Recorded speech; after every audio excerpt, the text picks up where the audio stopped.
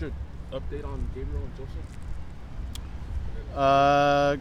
Gabe is a hip pointer, so kind of day to day. We'll see how he fares going into this week. Joe, just a slight strain, so I would say probably looking at 10 days-ish, something like that. It's more kind of hip flexor on a twisting motion, so we'll see again how he progresses. It's not in a not a great area, but it's not in a dangerous area. So in terms of I feel like the timeline for him is if he can progress, we can try to keep it on the lower end of what we're worried about. So we'll see, but it's certainly going to put him out for this particular trip. Do you think Gabe probably could fill it if it all goes well? Maybe, yeah, that's possible. Certainly possible. Now, how do you find a way to get goals and get results without the two guys there going in? Yeah, I mean, again, I thought when you look at some of the things from the last game that I thought were positive were our commitment to running through the lines, running for each other, proactive running, things that I felt at times during the course of the year we weren't necessarily doing on a consistent basis.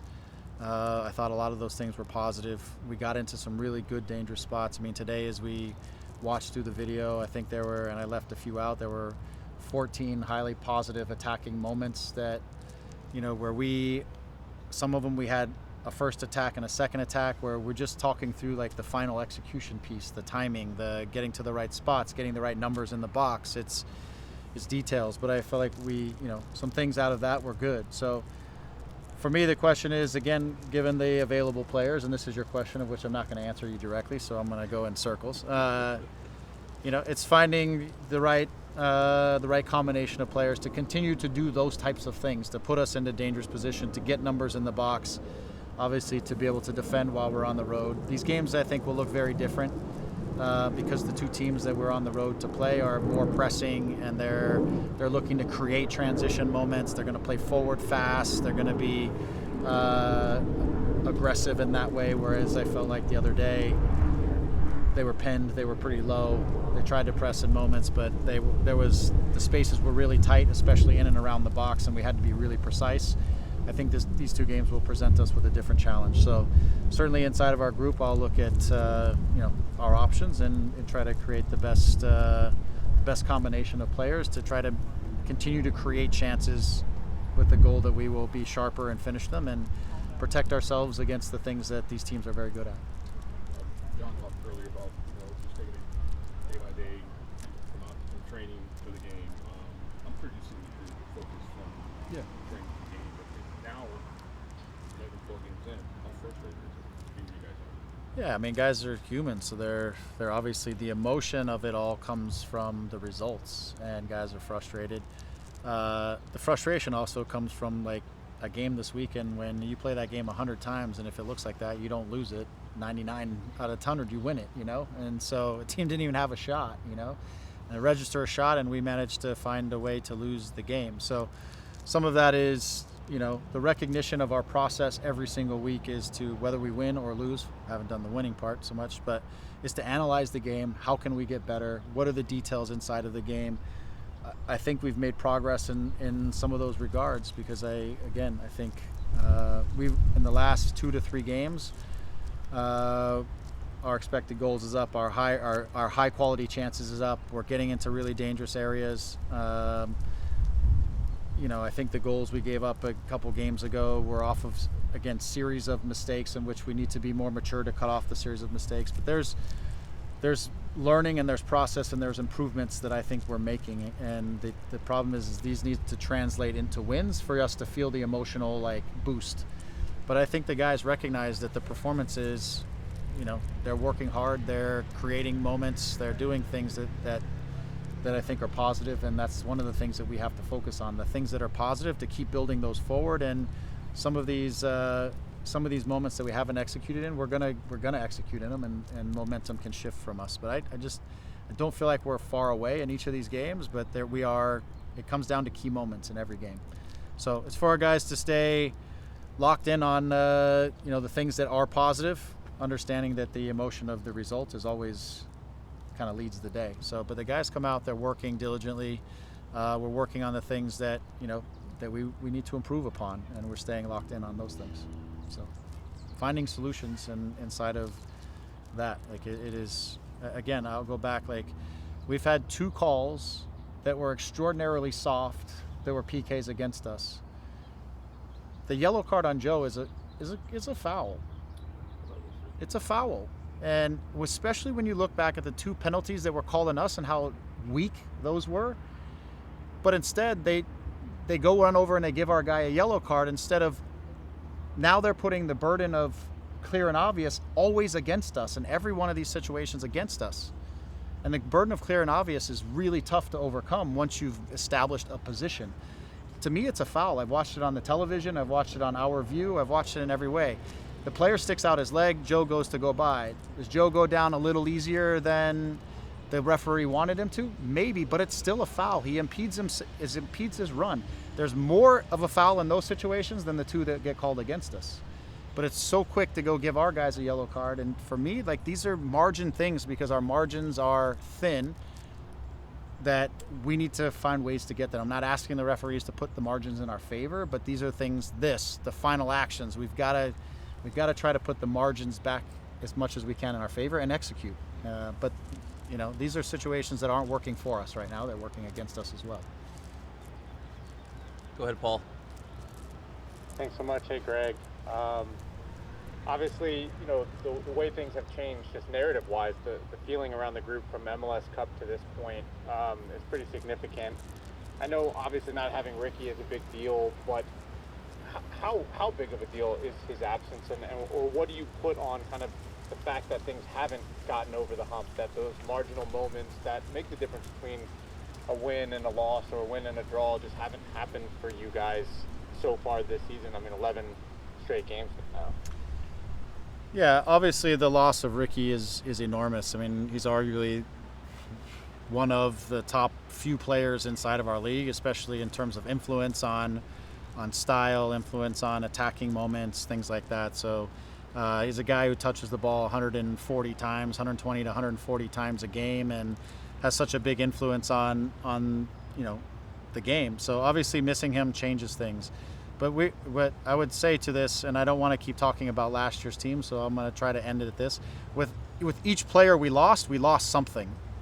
Even when you talk about transition defending and cutting off the series of errors that maybe happen at the top part of the field and transition all the way down to the bottom part of the field, we have 2 very experienced midfielders who aren't with us anymore that cut off those types of errors, that make reads and understand their priorities. So we have younger midfielders in those situations who are learning these moments and that are going there. Like, each guy that we lost, there's a percentage of who we were that went out the door with those guys. And now we are trying to add new guys, build them up, get them to the same level. Some of those guys are a lot younger with a lot less experience, and are trying to also adapt it to inside of MLS or whatever that is. So Ricky is a huge part of it, but there's also a calculation of the sum of the whole of the parts that aren't with us anymore, and trying to fill each of those guys who were contributed to a championship winning team, right? It's not one for one. It's a lot more than that. And so I think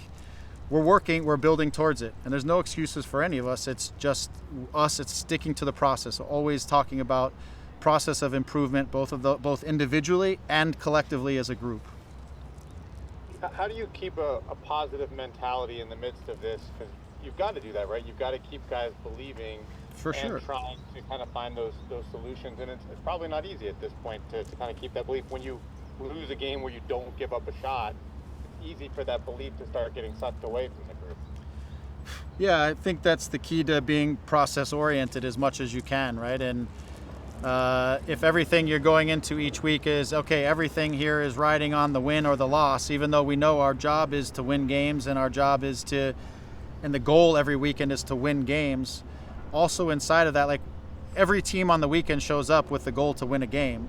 And one team typically wins and one team loses. For us, it's also about the process of improvement, becoming the best team and the best individual players that we can, because if we get better and each of us individually gets better and collectively we get better, we create larger margins for ourselves to be successful when we arrive to the game on the weekend. So there's two parts of this. One is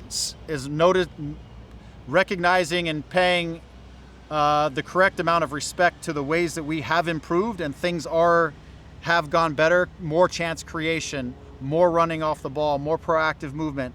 We didn't give up a shot. They didn't there's positive things inside of a shitty result that we try to stay focused in so that we can utilize those things that are advantages going into the next game, and not just sitting back and going, shit, we lost and let's all feel terrible, because that doesn't help us in the next game either to try to create the margin we need for winning.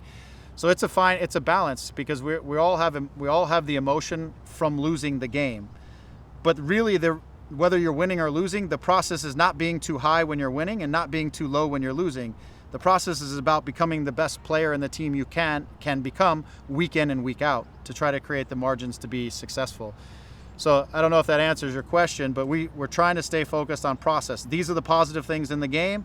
These are the things we need to keep improving on, and we need to execute the next time we step on the field.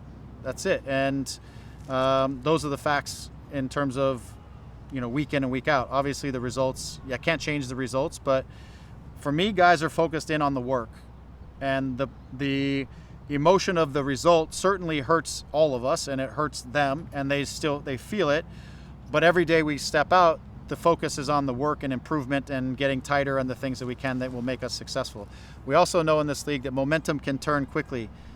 If I was stepping out on the field and I was saying, Jesus, we are getting pummeled in these games and I don't even know where to start for solutions, I would be telling you something very different. But that's not what's happening in these games. There's not a team that's walked out against us and pissed on us in any one of these games where we felt like we couldn't have found, or we didn't deserve to be on the field with them. We have fought with every team. We have created our moments both in possession, and I think that there's ways we have to improve, but nobody's playing us off the field. So the margins for us are fine, and if we can get momentum in our favor, you can start to put things together. Thank you. Yeah, I was just going to say, does it feel like if that result finally comes, that it has that chance to just break the dam open a little bit for you guys? I do, but again, because I don't feel like we're playing ourselves off the field. Like, we're not getting played off the field. So it's about execution and key moment. We could have easily walked out of that game with 5 goals, in my opinion, if we execute in the right way in the final action. If the details come together the way they need, we could have walked away with that with 5 goals. We didn't execute, so we didn't get the 5 goals.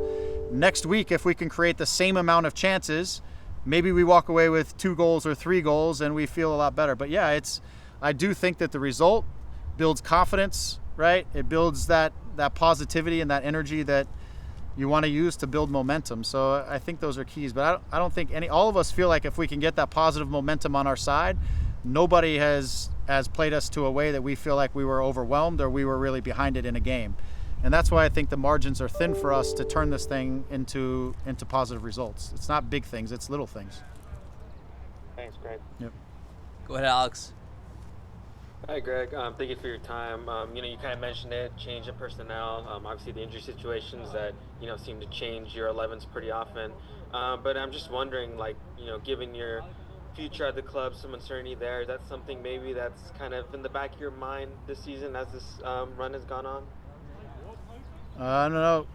Maybe you know something I don't know, but in the grand scheme of things, I'm just focusing on improving this team and the ways that we can get out of our results. Some of it's day to day, some of it's longer term, but all of those things are in discussion. And so in terms of when I say longer term, I'm talking about the pieces that we need to keep improving, as well as the day-to-day work to try to get results week in and week out. So there are short-term and long-term views on how we continue to build ourselves back into the championship team that we know we can become over time, and that's all of those things are in discussion every single day. So in terms of uncertainty, I guess that's on your side. I don't know. do you feel confident that you'll still be the man leading this long-term project now for the Galaxy? What I would say to you, Alex, is I know where the process is at, and you don't, and so I feel comfortable that I'm not here to do anything other than to talk about where our team is today and where we are tomorrow and where we are this weekend. Anything that's happening on that side of the things is for us internally, and we're working to try to get ourselves into positive results and to moving in the right direction, this momentum. Thanks, Greg. All right, and we'll wrap with Rob. Go ahead, Rob. Hey, Greg, thanks so much for your time. You have a tough May coming up. Conceivably, if it doesn't go your way, you guys could be looking at a half of the season with very little error left to make. Is there an idea around the team that maybe somebody will be brought in the transfer window? Is there kind of like a let's see how May plays out and see if we need to bring somebody in? Are there any plans around that? Thank you. Yeah, look, I think regardless of the situation of where the team is at, every transfer window is viewed as an opportunity to try to improve. And then there's two parts of that. One is, what are your opportunities? How much money do you have? What opportunities are out there? And the second, obviously, is what are your needs and how do you have your wish list and the things you want to do, and there's the realities of kind of where you're at and what you're capable of doing. Those discussions are happening not just for what's in front of us in the next 3 months or the next window, but also how this plays out over the next 8 months, 12 months, 6 months, whatever. The next 2 to 3 windows is you're always trying to build forward and make sure that you are in a positive position to move forward.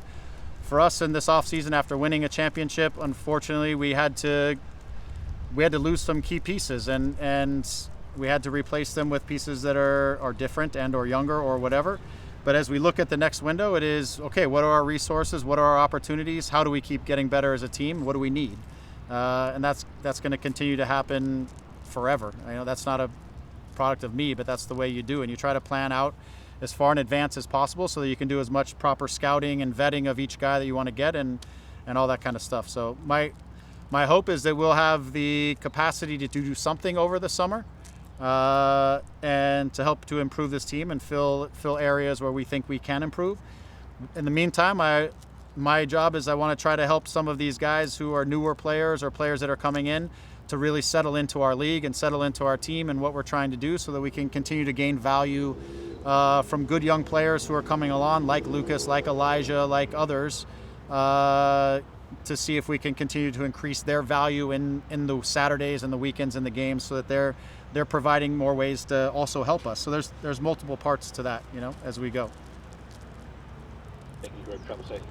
Anything else? All good? Paul, your hand is still raised? Yeah, I just want, you mentioned, Greg, what you guys had to do this offseason.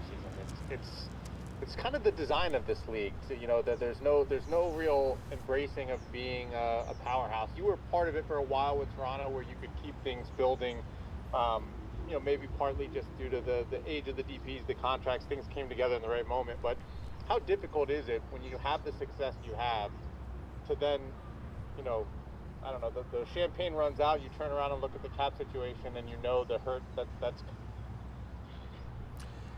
It's a challenge, and anybody who followed closely the Toronto situation, here's how that went, right? 2016 final, 2017 win the final, 2018 start of the season, get to the CONCACAF Champions League final, and then we fell off a cliff in the rest of 2018, right? Between injuries and contract situations and different things, we didn't make the playoffs. And it went to a rebuild. Sebastian ended up leaving the club. Victor Vasquez ended up leaving the club. Some really key pieces. It took about, it probably took 8 to 9 months in a summer transfer window and everything else to get the pieces back together based on the significance of the pieces that we lost, to then finally in 2019, to make a run back to the final. So even that club found it did feel its hurt after winning championships and having a run. Things fell apart for different variables, different reasons. Some of them are cap related, some of them are individual player related, and some of them were injury related. So that team went through its challenges, had to rebuild, brought in Pozuelo, new DPs, new other players, rebuilt the team back to the final in 2019, and competed for the Supporter Shield in 2020. So it happens inside of our league, as you're kind of saying. Like the league doesn't necessarily set up for a team to be champion year in and year out, like sometimes it is in other leagues. It's to bring everybody to keep everybody as close together as possible, so that there's competition always inside of our league. Like you almost never see back-to-back champion inside of our league. I don't know if that's happened a couple times, once or twice, not many. I know here in LA it happened once, but in this era it's just really difficult. And some of that is because the cap brings you back to reality and you have to lose guys, and that's just the way things are.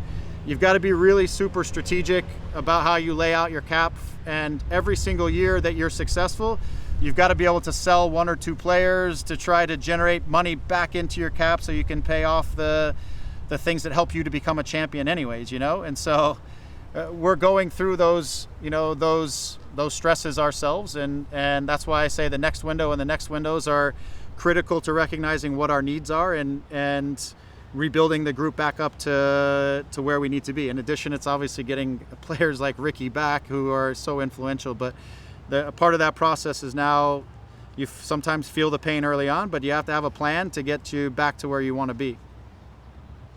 Thanks so much. Thank you, Paul. Yep. All right, thanks for your time, Greg. Thanks.